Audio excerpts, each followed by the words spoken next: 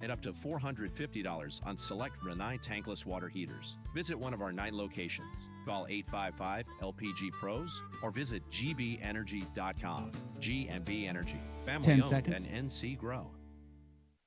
The following is a paid program and does not necessarily reflect the views of WSIC.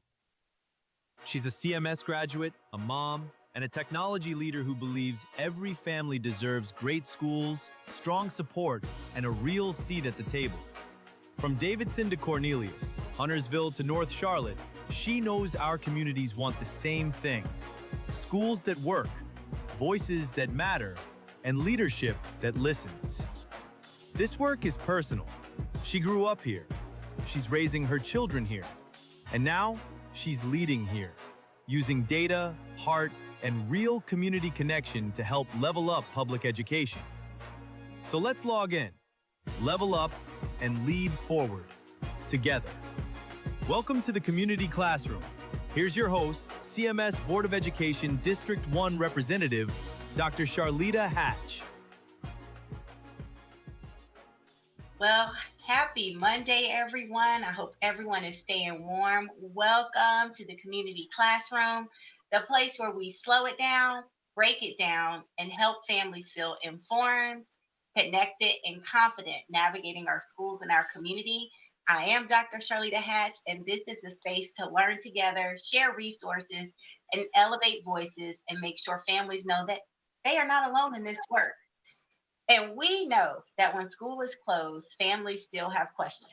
And so today we're going to open the classroom to the boardroom, everybody, so you know what's happening, what's coming, and how it affects your child. And I am just so honored to share space with my good brother, our vice chair of our CMS Board of Education, Dee Rankin, who is repping District 3. So welcome, Dee.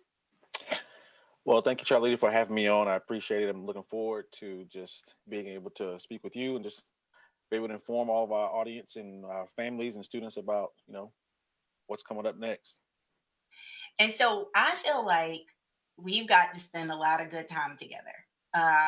So we started to get to know each other over the campaign trail, but then after the election, we spent a lot of time together with your help and support with onboarding and transition and orientation. But most recently, we were together along with our other board colleagues at our board retreat. And I don't know how many people even realize that, we have strategic planning and we partner with our district colleagues to talk through like our student outcomes. And so I'm just curious for you because you've obviously gone through it, more than me. This was just my first time. How did you feel about our time together at the retreat? Our retreat was great. I always love that time together, especially now at the beginning of the year for this past retreat, because it was an opportunity for us to build with 4 new board members. I think it was an opportunity for us to get to learn one another, and also really just gel and to really talk about some very important topics that we have coming up here pretty soon. Learn about, our comprehensive review, our strategic plan, our annual plan, all these different things. So it's really an opportunity for us to really just bond, get to know one another, but it also tackle some important topics.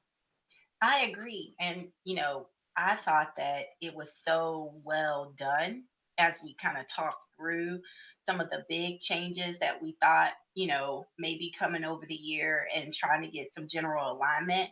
And I love from a board perspective how much we represented the community voices in that. Like we had so many different perspectives and thoughts, whether it was from location or socioeconomic levels or parents that are just trying to figure out what to pick from.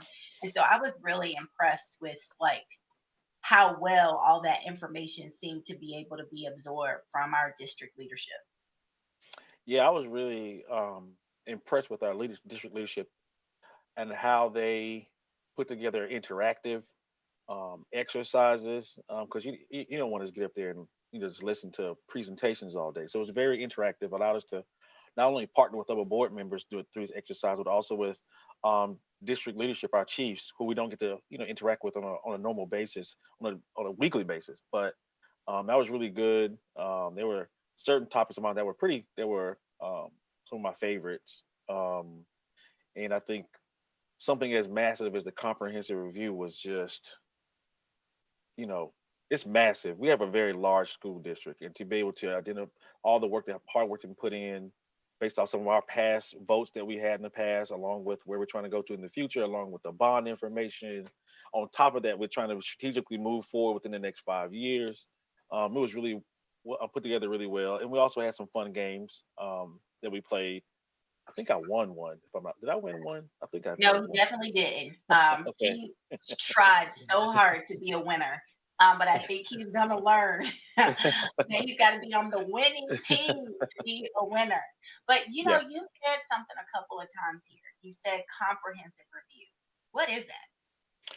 So the comprehensive review is something within our policy that we review our district as a whole. It was originally every 6 years. We changed the policy now to every 4 years, to where we take a look at our everything from our transportation, school size, utilization, capacity of our different schools. Then we also have new schools coming on and making sure our student assignment is where it needs to be. And on top of that, we also put in there something called, what was previously known as school choice. Now we're calling it program choice, where we're going to focus on the programs in our choice program and our lottery program. Well, most people know as magnets.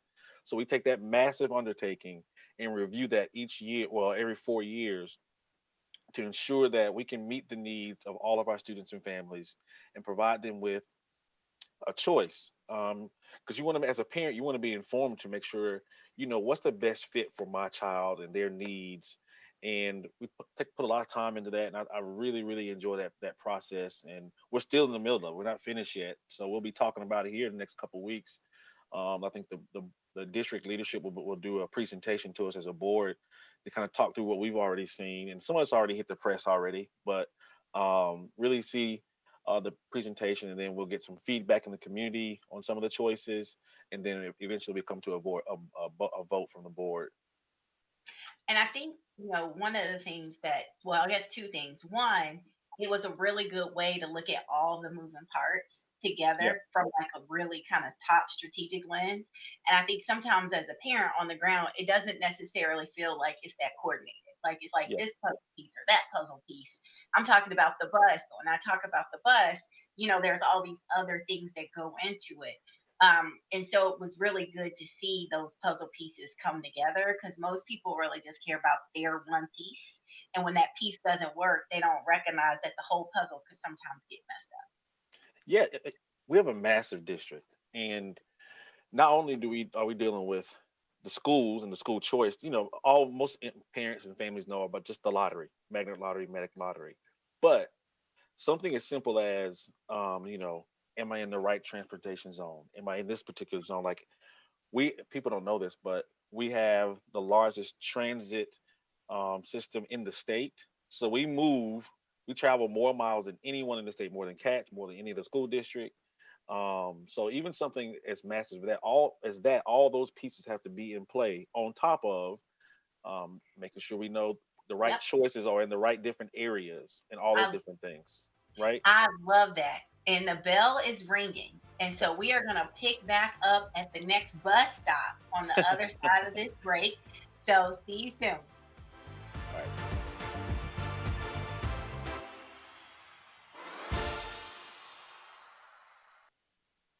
We'll be right back with the Community Classroom, community perspectives, school success stories, and education insight you can use. Only on WSIC. Well, our sunshine out and temperatures into the upper 30s should help to melt some more of that snow away. Still a chilly day and still some side streets that are going to be in bad shape. Overnight lows tonight will dip down to around 20, so any water that's left on the road this afternoon and this evening will freeze for black ice concerns Tuesday morning. Partly cloudy, we're into the upper 40s. Should continue to melt on Tuesday. That's your forecast, brought to you by the Surf Pickleball and Kitchen at WSIC. Meteorologist Chase Myers. Prioritizing your health is one of the best ways to take care of yourself. From routine visits to the joys of pregnancy to the illnesses that stop you in your tracks, Iredell Health System will be by your side. Learn more at iredellhealth.org. Here's your WSIC community calendar, Valentine's Day is officially on the horizon. which means it's time to start planning, whether that's date night, girls' night, or just treating yourself. Exactly. Let's take a look at what's coming up around Lake Norman. We'll start in Statesville with a fun, feel-good event the whole family can enjoy. The Valentine's Day themed market happens Saturday, February 7th from 10 a.m. to 3 p.m. at 109 East Water Street in downtown Statesville. Shop local bakers, artists, and creators. Enjoy Valentine's vibes. And yes, there's even a mini petting zoo with baby goats. Plus, a Valentine's-themed photo area, a special $5 strawberry matcha, and 20% of all sales benefit Bella's Backpacks, helping children in need. If you're looking for a Valentine's weekend date that's a little more mysterious, The Murder Mystery Dinner featuring Sigmund Theatrical takes place February 13th and 14th at 7 p.m. this fully interactive experience turns a museum setting into a living whodunit where guests become detectives, uncovering clues hidden among priceless artifacts and marble halls. It's elegant, suspenseful, and perfect for couples or friends who want something different this Valentine's weekend. Find tickets and full details at mooresvilleevents.com/ourtownstage. Looking ahead to Galentine's Day? Grab your besties and your biggest tote. Ella Blue is hosting a Galentine's shopping event, Friday, February 13th from 4 to 6 p.m. at 221 Griffith Street in Davidson, featuring boutique shopping, fun finds, and the perfect excuse to celebrate with friends.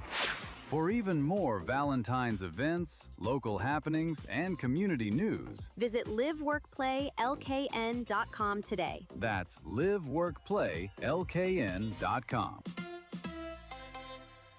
I'm Ed Evans, CEO of Consumer Cellular. You know, the big wireless companies say they have discounts for people over 55, but unless you're willing to sit on hold and 30 ask, seconds. you're probably paying more than you should.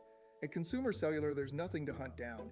We're built for people 50 plus with plans starting at just $20. And our 100% US-based customer service actually answers the phone. Call 1-888-FREEDOM or visit consumercellular.com today and get your second month free for a limited time. Taxes, fees, and other third-party charges will apply. See website for additional details. Welcome back to the Community Classroom, hosted by Dr. Charlitta Hatch. Insight, context, and community voices only on WSIC. Local starts here.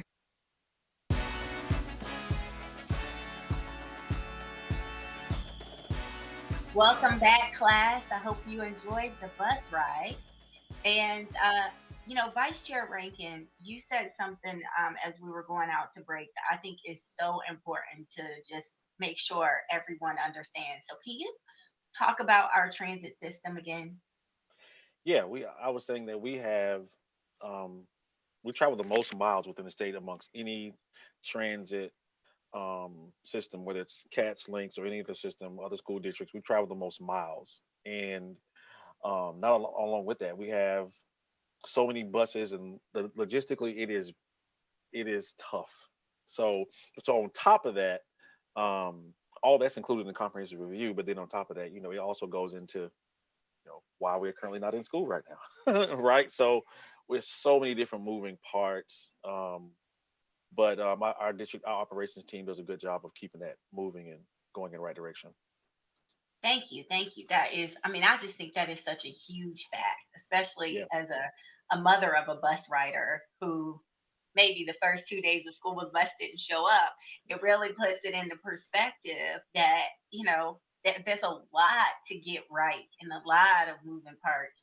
And people probably have more grace for the light rail than they do for our transportation system, which is much larger. So thank you for lifting that up, because I think that context helps and matters.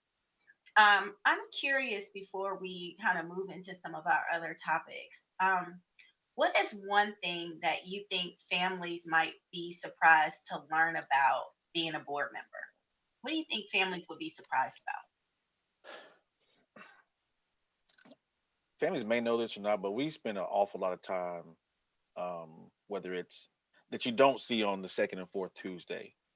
There are other duties that we attend to, invites that we get, that we receive, and as a board member, I feel like for me, I feel like I'm obligated to attend certain things, but it takes a lot of time, and you have to really want to be a part of this, whether it's committee meetings, whether it's meetings with other in parts of the members of the district. Because when it comes to SOFG, like I just had a meeting with our chief strategy officer on Monday, just talking through data, just because I wanted to make sure I was getting it right. No, today is Monday, so Friday. Sorry, on Friday, it takes a lot, and this is just from my perspective.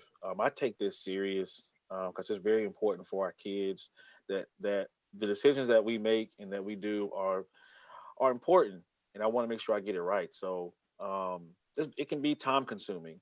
It can be time consuming because once we just got our committee appointments. Once the committee meetings get going, then on top of that, you also have I would say I call them district staff meetings where you're invited to learn more about other parts of the district where they want to meet with you as well. So it's very time consuming. And I think the thing that I've come into my revelation about is the nuance between school board member and elected official. Yeah. And they aren't the same, right? And so the hat that you're wearing with SOFG or student outcomes focused governance, like we just talked about, and you're showing up and your second and fourth Tuesdays and your committee meetings and you're focused on kind of academic outcomes. But then the community also has other expectations of you outside of that school board role as an elected official. And coming into this, I thought they were one and the same, but I'm starting to appreciate the nuance between the two. The elected official piece, I think that's what most individuals see and kind of understand. The school board member, and I just had this conversation with someone recently. You have to really have a certain type of passion to be a school board member. I'm not saying anything against any other, commissions or councils, but you really have to have a passion for education, for school, or you should, I would say, because you have to. This is not just something where you just show up and wave and shake a hand. You really have to be into this, especially with our framework. You have to really understand, like, and have a passion for not only just reading and writing, the whole child. Like, do you really want our kids to succeed? I think I just give kudos to all of our board members. I think everyone that's on our board right now has a true passion for education. I think that's the difference in what we're doing. And we have to kind of quote Chair Sneed with the school board being the most important elected body because it has generational impacts. And of course, we all agree with her. Yeah, absolutely. So, right now, we talked a little bit about comprehensive review and kind of even just the nuances of the role of being a school board member. But as a family member right now, if I'm listening, I'm like, school is closed. I understand it's because of the weather, but like, who gets to decide? How do you decide? What about my child? And if it's your decision-making thought process isn't impacting my kid, and now, like, how do I best keep my child learning? So I thought we'd spend a little bit of time kind of talking about that. And so just from your view, Vice Chair Rankin, how is that process made? Like, what conversations are had? What considerations are made? And like, what do families like peeking behind the curtain? What would you tell them? So I would say ultimately, this is a decision that's made by the superintendent. She gets the final say, but she's informed by it's a team. And a lot of it is around the operations team. Our chief operations officer is Tim Ivy. He has a team, and individuals. There's a lot to go on. It's more than just are the roads clear, right? It's more than that. That's the first piece of it. But then when it comes down to safety, we have to really take into consideration not only are our roads safe, but are our schools safe? Because we have 182 schools. And that's massive across the county. You have to think the sidewalk have to be cleared, parking lots have to be cleared. All those things have to be have to be safe for our students, staff, and families to get to. And that goes into the final decision. So the board really doesn't have a lot of, I would say decision making. We probably could, ask questions and have feedback on it, but ultimately that decision comes from the superintendent and the operations team. A couple of things that I've learned about is some of the thought process that our leadership goes into around the roads being safe, one, but the buses, rural streets, kids being at the bus at 5:45 in the morning, kids driving to school, the heat in schools, um, you know, having the teachers actually be able to get there safely because, everybody lives different places. And I think a piece that's underrated, and as our District 1 rep, I think the towns, right? So you have Huntersville, Cornelius, and Davidson, you've got Matthews, Pineville, Mint Hill. They have different infrastructure than the city of Charlotte and access, and all of that goes into place. But sometimes it feels like everybody else has made the decision and CMS hasn't. Like, what would you say to families that's like, why do y'all always keep us waiting to be the last to know, especially when we already kind of know what you want to say anyway? Is it that y'all really don't know? As a board member, no, we really don't. But the staff, I think they're taking the time to really make sure the best decision is made for our students, staff, and our families, just to make sure that one, we're making the correct decision, keeping everyone safe, and then making sure our communication team is all together and how it's going to be dispersed. That means through Parent Square, through our email, through all the different channels that we have, just making sure all those pieces are in place so we can make sure we're informing everyone, because everyone doesn't check, Instagram or X or Facebook. So we have to make sure all our communication channels are in order, decisions is made, and it goes out. And I think too, it's easier, perhaps, and this is just me and you talking, none of our friends are listening. When you're one school, it's easy to make the decision for one school, right? And so you can make a quicker decision, one would argue, than making a decision for 186 schools and really trying to be thoughtful of that. And so even when it feels like we're last, it's like we're also the biggest and have much more complications than some of our fellow education colleagues in charter schools or private schools, where their geographic footprint could be a little bit smaller. I'm glad you said that. I received a text this morning about that, and that's the same conversation I had. It's different when you have one or two campuses. You know what I mean? And we have over 19,000 employees. That's a lot.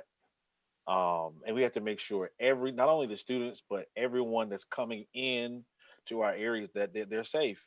And you brought up a good point. My daughters, when they were in CMS, they all graduated, but our homeschools Hopewell. And I would be worried sometimes when it wasn't raining or it was just a nice day, when they would drive up Bays Ford Road. I mean, because those roads don't get a lot of sun in our rural area, our county areas, and our areas out that way. So we have to, yes, the main roads are clear, but then you have the side roads that take time. And I think a lot of times our campuses, it takes a lot to get our campuses ready for students to come in. Especially like thinking about the entry points and the out points. And as we get ready to change class right now, hopefully our listeners can think about the different ways they get into the buildings, even in their own house, and keeping those roads clear and what we have to do times 182. So we'll see y'all on the other side of the bell.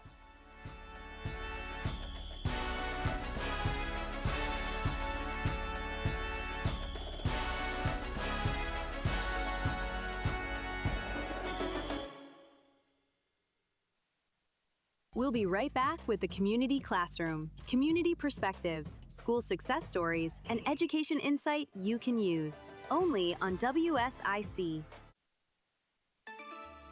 Well, our sunshine out and temperatures into the upper 30s should help to melt some more of that snow away. Still a chilly day and still some side streets that are going to be in bad shape. Overnight lows tonight will dip down to around 20, so any water that's left on the road this afternoon and this evening will freeze for black ice concerns Tuesday morning. Partly cloudy, we're into the upper 40s. Should continue to melt on Tuesday. That's your forecast, brought to you by the Surf Pickleball and Kitchen. I'm WSIC meteorologist Chase Myers. When cancer changes everything, hope still matters. Cancer thriver Charlitta Hatch, also known as Coach C, the crushing chemo chick, creates faith-filled resources that comfort and uplift, including books, journals, planners, and greeting cards. Find encouragement created from lived experience at crushingchemochick.com and be sure to catch her show, The Healed Exchange with Coach C, Wednesdays from 11 to noon, right here on WSIC. Show your pets some love this February with $75 off dentals for Pet Dental Health Month at East Lincoln Animal Hospital. Same-day visits are a call or click away. Now offering boarding, grooming, and our new water treadmill therapy. Book online at eastlincolnanimalhospital.com or call 704-251-5554. Simply sophisticated, undeniably delicious. At Flatiron Kitchen and Tap House in Davidson, classic technique meets modern innovation. Join us for dinner, lunch, and now brunch with $2 mimosas, build your own Bloody Mary, and omelet station. Come see us, flatirononmain.com. I'm Bryce Johnson with this Unpacking It Sports and Faith Minute. If you want to truly know how good a sports team is, you must look at the way they respond when tested in a close game. How do they react to the pressure and the challenge? With that in mind, how are we handling our own tests in life? Are we demonstrating resilience and strength in the midst of pressure? The comfortable aspects of life are great and nice, but it's the tests that reveal who we really are and where our heart truly is. Tests come in many different forms, but they are blessings when we pass them. In James, it gives us this encouragement. Blessed is the man who is steadfast under trial and perseveres when tempted. For when he has passed the test and has been approved, he will receive the crown of life which the Lord has promised to those who love him. Today, let's embrace the tests we face as we trust God to give us the strength we need to be resilient. I'm Bryce Johnson, and you can unpack that. For more, go to unpackingit.com. Friendly reminder, don't brake when you see the lake. WSIC, local starts here. This is a Bloomberg Money Minute. Elon Musk now plans to merge his rocket ship company SpaceX with his artificial intelligence company XAI, just as SpaceX is planning an initial public stock offering this year that could value that company alone at a staggering $1.5 trillion. On Wall Street today, stocks sharply higher, getting a big lift from U.S. manufacturing activity in January, which expanded at the fastest pace in 4 years. The Dow today up 515 points, a 1% gain. The Nasdaq up 130, and the S&P added 37. But the sell-off in gold that we saw on Friday continued today. It's down below $4,700 an ounce. It hit $5,500 just last week. Meantime, silver, which topped $120 an ounce last week, is under $80 now. It lost all of its gains year to date. And the company that runs the Eddie Bauer chain preparing for a possible bankruptcy filing that could mean closing all 250 of those stores. Tom Busby, Bloomberg Radio. Don't miss a thing. Download the WSIC News app today. WSIC. Local starts here. We're back with more The Community Classroom, breaking down what's happening across Charlotte-Mecklenburg Schools with Dr. Charlitta Hatch, right here on WSIC.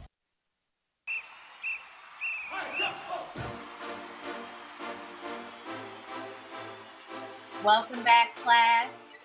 We left off thinking about the different entry points into schools and even just making sure that those are all cleared off and safe, because safety is the number one priority across all of us in kind of the district and hopefully the community too. But okay, Vice Chair Rankin, I hear you. It's big, it's complicated, and it's not that easy. Okay, fine. What about my kid, right? I'm worried about my kid being out of school. There's no makeup days that's being put out there. And eventually there's going to be some tests. So what should I be doing, or should I be doing anything as a parent, as a community partner to help right now while kids are not in consistent learning because of the weather?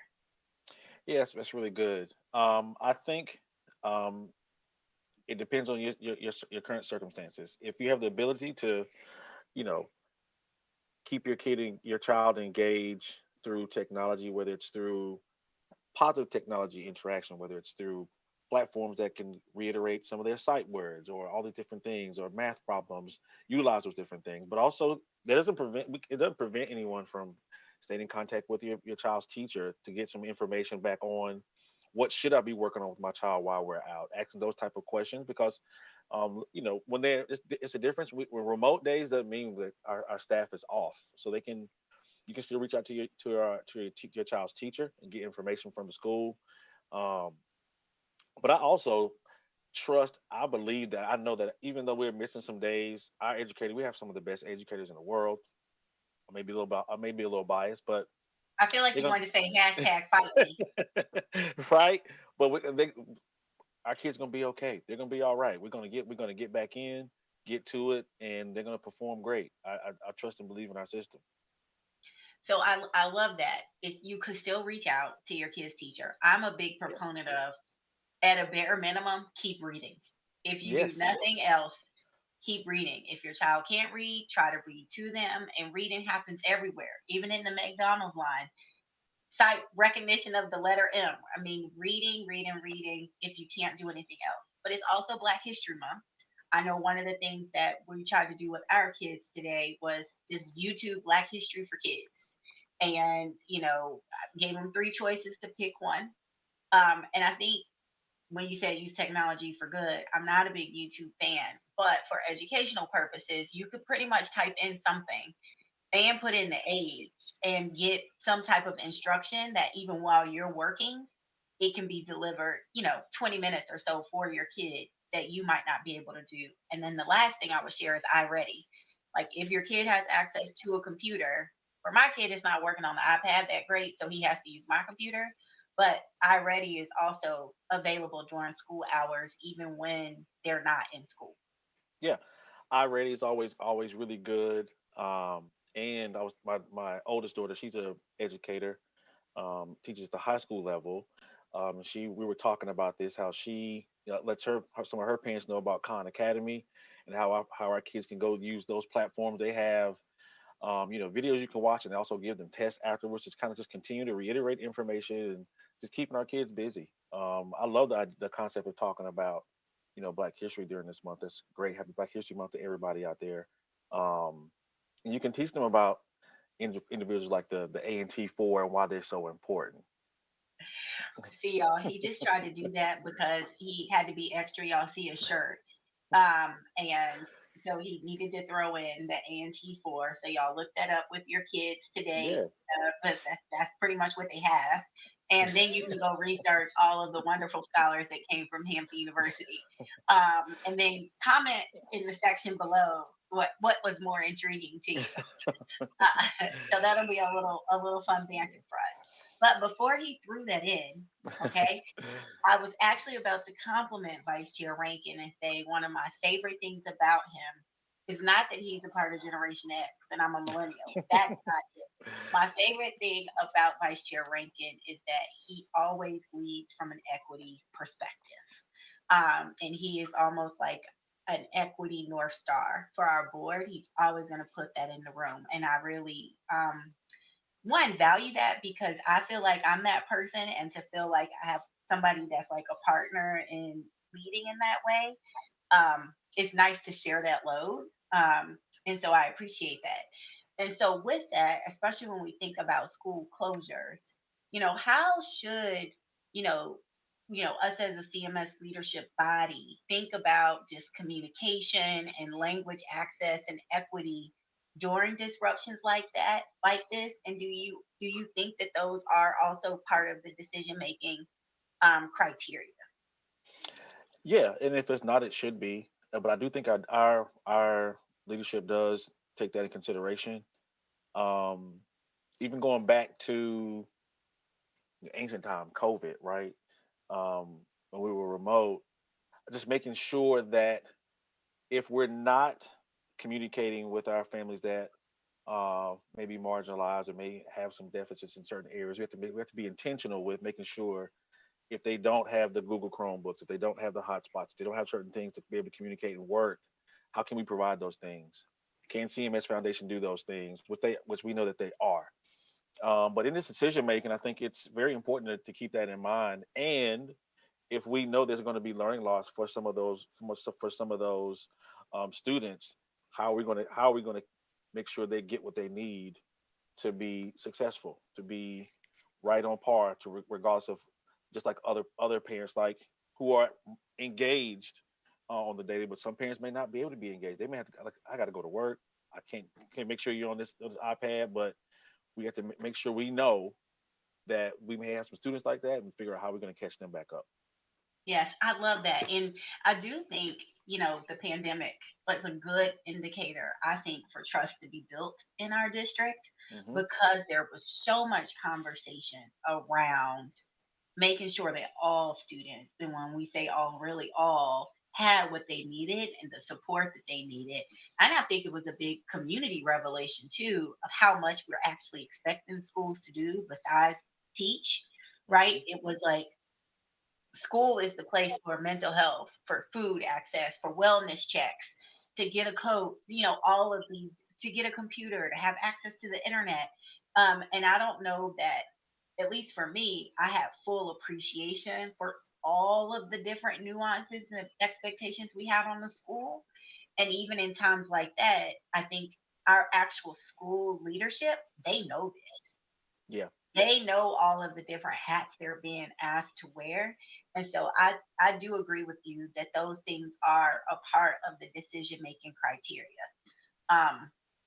to make sure that all families feel heard. And so my next question would be then, let's say that this is creating a hardship for me, right? How do I let people know? Or what should I tell people that the school closure, whether it's about heat or access to technology or food or even just sheer safety, what should I do? One, I would say if there's a certain hardship, one, you can always email your current board member, and we can make sure that the right person gets that information. That's one. We also have a platform called Let's Talk. You can, I think the email, obviously us, I'm gonna say that's as board members, but you should always be able to email your principal, AP, or some social worker, counselor. You should always have access to them at your school. I think that should always be your first, I call it first line of defense. And if that doesn't, then you can come to us, and then we can make sure the appropriate person gets to it, whether it's at the district level or the chief level, wherever it may be. But through those platforms, I think is a good way to so we can know what the needs are. Because if we don't know what the needs are, we can't fix it, or at least attempt to. Yeah, I think that, so the Let's Talk feature, I think is really cool because it's right on the CMS webpage, and it's like a little chat bot that pops up, and you don't have to know anything. You can just put in whatever your question is or you're concerned about, and it gets routed to the right people. And then we as board members, we have visibility into that, which, there's some accountability there. But also, if you do reach out to us, we also have our own channels that we can kind of keep up with. But the principal knows you best. And, having them as your first line of defense, building that relationship with them. They've got resources that they may have even easier access to get to you. So I love that, the principal as the school leader and kind of like your guardian champion is a good first step as well. So yeah. Anything else you would add very quickly? No, that was it. I think don't be afraid to contact your principal. I was that parent for my kids' education. I was the one that was in the school checking in, and sometimes that can be intimidating for some of our parents. But yeah, I would say don't be intimidated. If you can, if it's not the principal, find that resource. So don't be afraid of your principal. We're not going to be in the principal's office. We're going to head over to our break now, and we'll come back for our last class. Stay with us. The Community Classroom continues in moments with Dr. Charlitta Hatch, right here on WSIC. Local starts here. Well, our sunshine out and temperatures into the upper 30s should help to melt some more of that snow away. Still a chilly day and still some side streets that are going to be in bad shape. Overnight lows tonight will dip down to around 20, so any water that's left on the road this afternoon and this evening will freeze for black ice concerns Tuesday morning. Partly cloudy, we're into the upper 40s. Should continue to melt on Tuesday. That's your forecast, brought to you by the Surf Pickleball and Kitchen. I'm WSIC meteorologist Chase Myers. Here's your WSIC community calendar, Valentine's Day is officially on the horizon. which means it's time to start planning, whether that's date night, girls' night, or just treating yourself. Exactly. Let's take a look at what's coming up around Lake Norman. We'll start in Statesville with a fun, feel-good event the whole family can enjoy. The Valentine's Day themed market happens Saturday, February 7th from 10 a.m. to 3 p.m. at 109 East Water Street in downtown Statesville. Shop local bakers, artists, and creators. Enjoy Valentine's vibes. And yes, there's even a mini petting zoo with baby goats. Plus, a Valentine's-themed photo area, a special $5 strawberry matcha, and 20% of all sales benefit Bella's Backpacks, helping children in need. If you're looking for a Valentine's weekend date that's a little more mysterious, The Murder Mystery Dinner featuring Sigmund Theatrical takes place February 13th and 14th at 7 p.m. this fully interactive experience turns a museum setting into a living whodunit where guests become detectives, uncovering clues hidden among priceless artifacts and marble halls. It's elegant, suspenseful, and perfect for couples or friends who want something different this Valentine's weekend. Find tickets and full details at mooresvilleevents.com/OurTownStage.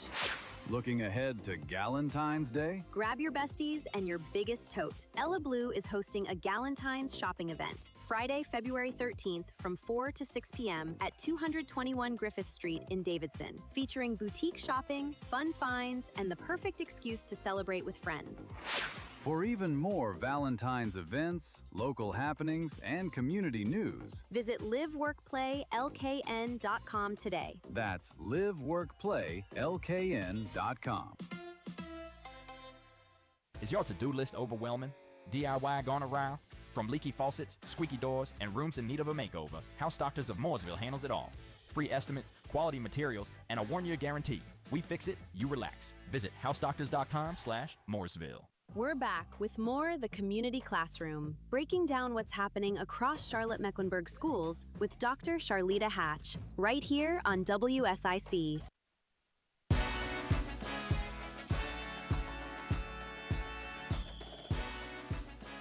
So welcome back, class, and lucky you had a hall pass, so you did not go to the principal's office. But, I have just really enjoyed unpacking kind of just the decision-making process from whether it's been the retreat, as well as just the weather, because that's just like such a hot topic right now. But I'm curious now, Vice Chair Rankin, ultimately we're a policy-making board. We're a governing board. So we do not run the operations of the district. And you are also not just the vice chair, but you're our chair of our policy committee. So could you share a little bit about the policy committee, what it actually does, and what ways the families and communities should engage or not with the policy committee? So the policy, we have a policy book that can be found on our website. That touches on operations, students and families, academics, finances, you name it, it's in there. And the policy book creates the framework for how everyone is governed, ourselves as a board, but also the district has to work and operate within that framework, which is the policy manual. And the policy committee is the committee of 4 board members that kind of reviews those policies, makes any changes to those policies, introduces policy. Any board member can introduce policy, but then it comes to the policy committee for it to be reviewed. Our general counsel reviews it, but then it's really just, like I said, it creates the framework for how we operate and how the superintendent operates within the district. So do you think that there are policies that impact me as a parent of a student?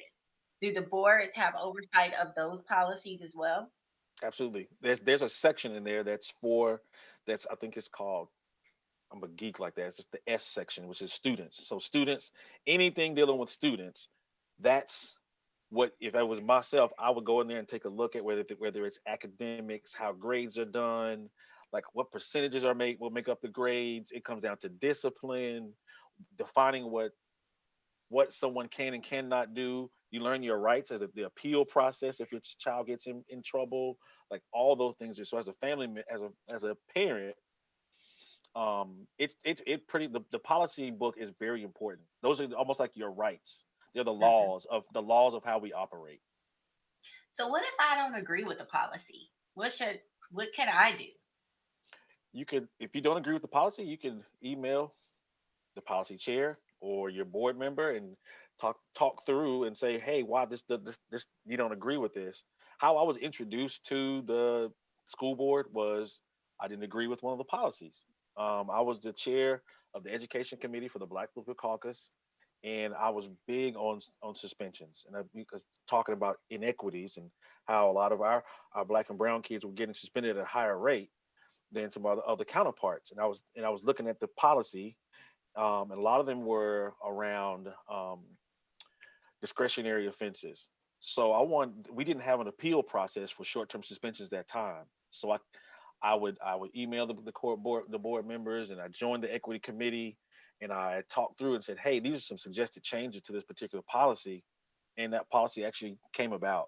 So now we have a policy for if your child is suspended for anywhere from between 3 to 10 days, you have an opportunity to appeal that. It can go as high, it can go past the principal up to a higher district level. So you do have say, and if you see something you don't agree with, it can cause change. That's awesome. And so I think since I've been on the board, like 3 meetings or so, expert in the house, there's been 3 policies that we've approved.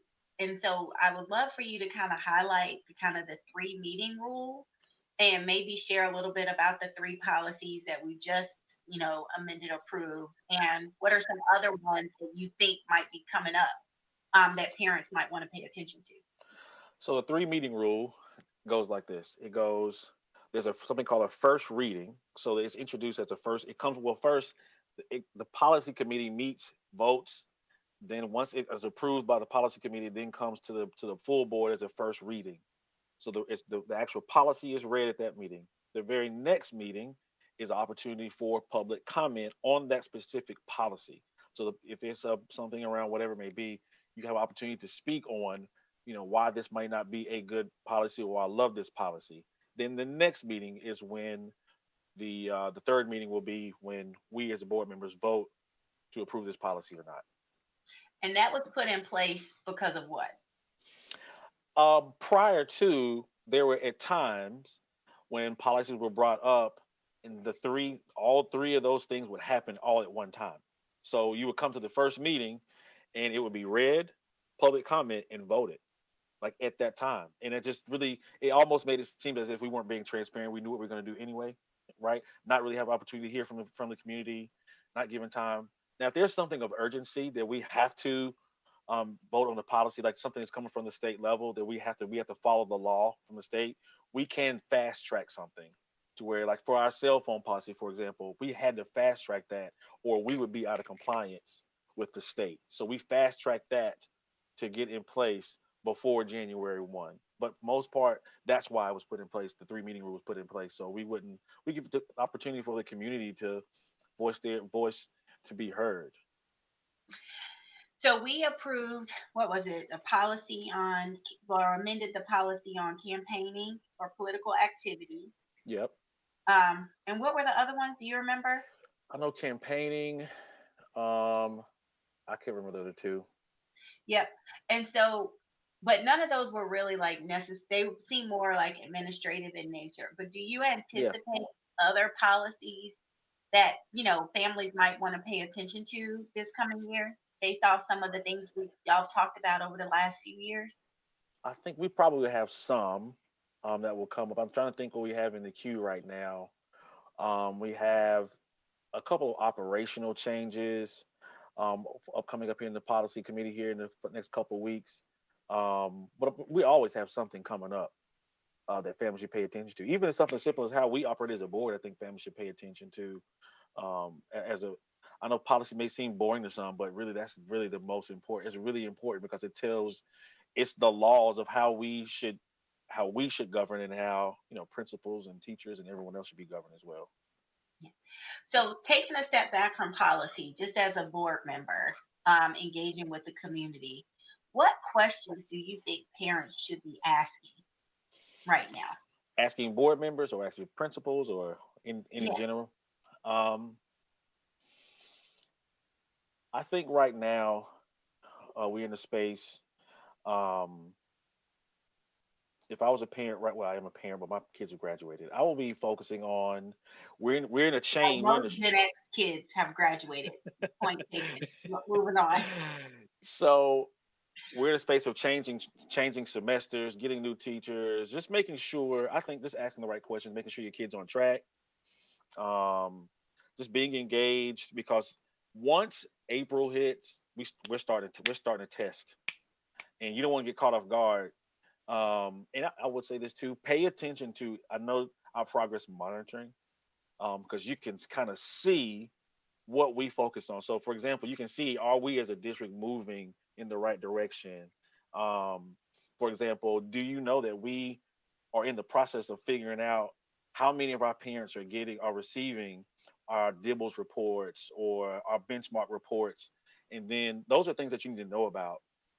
Ask those type of questions. If you don't know, then ask, what is a benchmark? What is a DIBEL? And how can I help my child? Those I think are very important questions. But by the time we get to the summer, it's too late. So start asking those questions now. That's so good. And one of the other questions that I always ask when I don't know what to ask is, what questions are other people asking that I'm not asking? Yeah, that's good. Because then it's like, okay, I just want to make sure that I have a question because I am curious about my child, but I actually don't know what to ask. Yeah. But you as the teacher or the principal have probably heard people ask this question 50 times and I'm not asking. Yeah. So that's definitely like my little kind of secret card of like, tell me That's what really you know. You tell me what you know I need to know, but I'm not asking you, so you're not telling. No, that's good. That's really good. So as we start to kind of think about this class ending, is there anything else that you think that you want to leave our families with, of whether or not it's what they should be paying attention to, how they engage without being an expert, or even navigating this week with some of the school closure? Anything that you want to leave with? I would just say be patient with us. I know this is very unusual for us here in CMS. We don't get this type of weather often, but be patient with us. Trust and believe. We want to make sure we take education serious, but we want to make sure all our kids are safe. Reach out to us if you have any questions. We're always available. So that's really about it. Well, thank you so much, Vice Chair Rankin, for sharing space with us today. It has been my honor to serve with you so far and to be on this journey with you. I really do value your leadership and your perspective. And so for those of you who had the treat of listening to him, I hope you take away some good nuggets, and remember that the community classroom is a reminder that schools do not exist without families, and families deserve clarity, respect, and a real seat in the conversation. So thank you for logging in with us today. And until next time, which is next Monday at 5, stay informed, stay connected, and remember that learning is something we do together. Be safe and stay warm.